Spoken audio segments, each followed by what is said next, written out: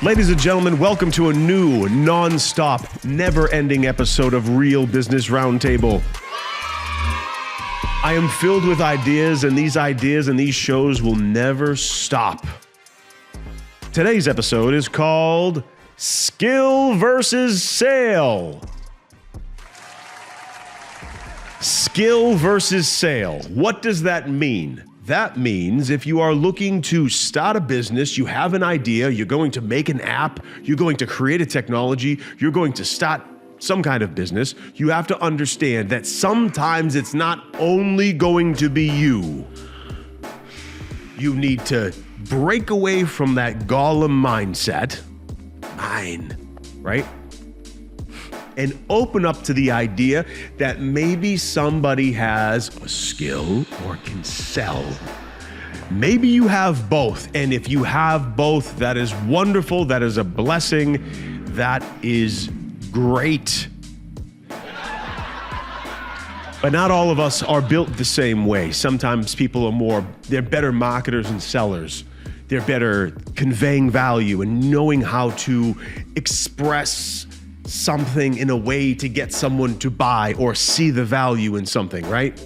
Then you have someone who's more technical, doer, installer, that side of things where there's not much selling or marketing and cue the stuttering kid. There's not a need for that, right? So we always say, and entrepreneurs always identify the famous business story, Apple. They say that Steve Jobs needed Wozniak as much as Wozniak needed Steve Jobs. So those two together became yin-yang, a yin-yang perfect match where in business, they work in harmony perfectly.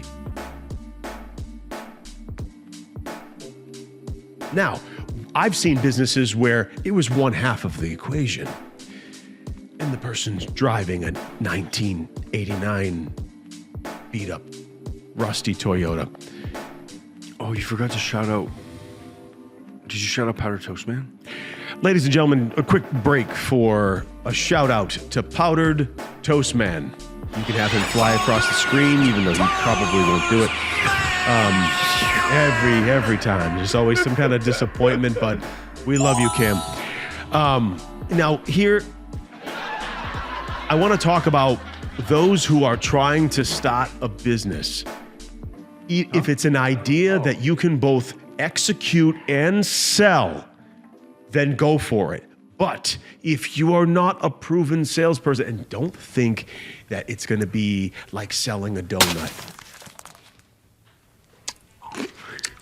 Don't think it's going to be people walking in, jingle, jingle, could I get your software solution? Absolutely not. That is not going to happen. You cannot have my software. That is not going. As much as you dream and fantasize and twinkle or whatever, that is not going to happen.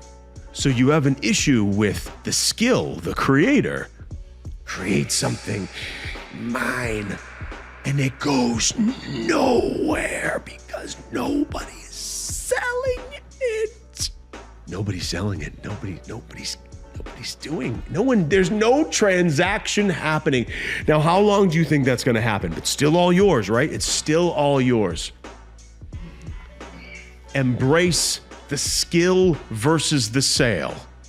If you know somebody that you trust that is willing to help you move the product or the service, bring them on board, give them some cotton candy and maybe a sody pop and say, can you help me for the love of ass? And move into the stratosphere towards success and collaborate to drive revenue. We just experienced this. Yeah. We have a team that's basically a Wozniak times 2, all right? These really interesting, super smart, technical guys said, yeah, let's create this. And we're creating some things, which is amazing. Now, I'm understanding and adopting and embracing the fact that I am not an AI developer. I am not an AI developer. I'm a pitch man. I can pitch something, Ladies and gentlemen, have you ever tried keeping your drink cold? Here at Thermoses, we can keep your drinks cold for up to 8 hours versus if it's in a standard cup, it will get warm in about 30 minutes. And it actually fits in your car cup holder. I'm a pitch man. I can pitch anything. Not a sponsor. I know how to, I was born to sell. I can do that. I've been gifted by the higher power to do this, and I do it very well. I'm very good at messaging. I understand and I embrace that even if, let's say I built it in-house, I would have to understand and embrace that I would be required to sell it, to market it, to create the ad copy, right? That is important. So that piece of the sale is just as important as the skill. It's yin yang. I want a yin yang symbol. I want a yin yang symbol. So if people don't know what I'm talking about, it's balance. It's balance, right?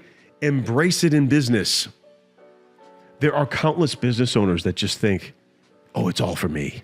And then they go absolutely nowhere. Or the bare minimum, like I've had guys who invented widgets and their sales are shit. Well, and it's not even just like the creation and the sale, even though those are the main things that need to be combined. But, if have a certain thing that you do well within a business, there's other things that the business needs in order to succeed. Other people are capable of doing that. But those are the two core things. The two core things. The skill to deliver the product or service and then the sale of it. Those are the two raw core. Like, for example, me and Jay.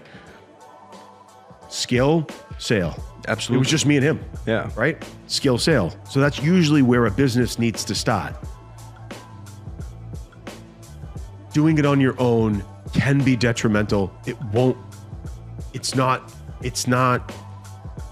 a road that's traveled successfully for the most part when you just have one side of that yin yang and you're trying and trying and trying. It's a grueling, long, frustrating journey to try to keep all of that for yourself.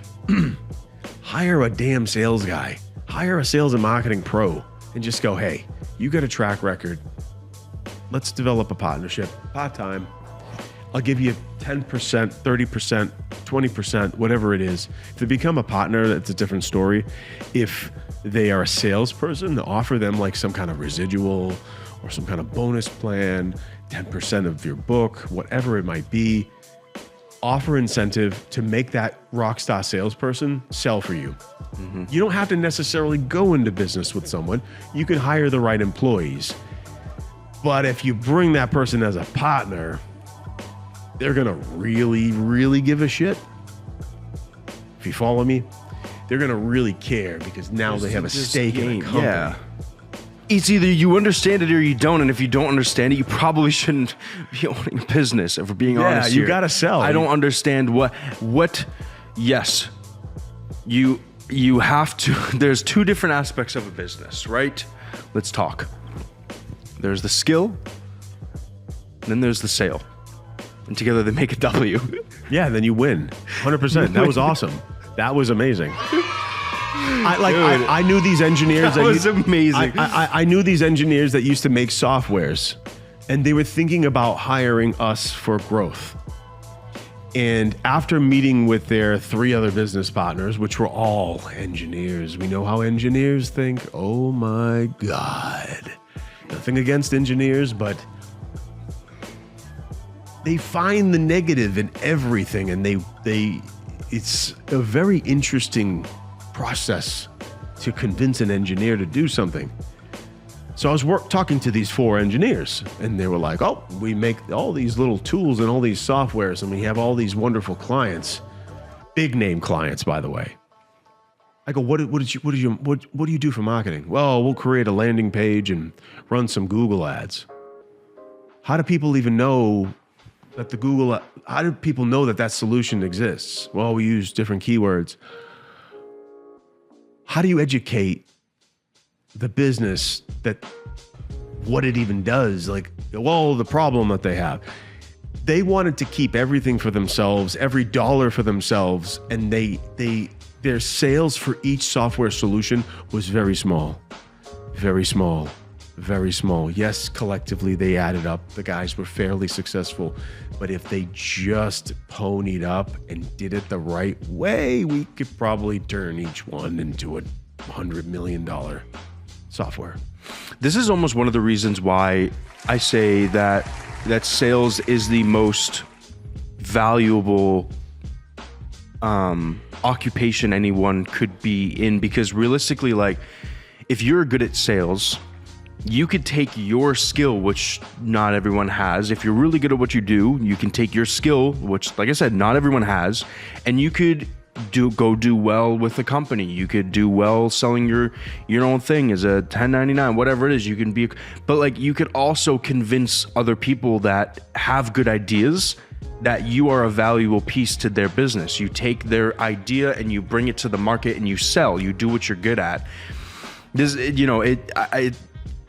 sales is the most valuable piece. You can come up with an idea and have this amazing product and have this amazing result, but if you don't have sales, it's nothing. You could get some, sales in the door or whatever, but if you don't have that thing that's pushing it, like I always say, the first person to market with a good idea is usually the most successful. If you don't have that, then you're missing out on that most successful piece.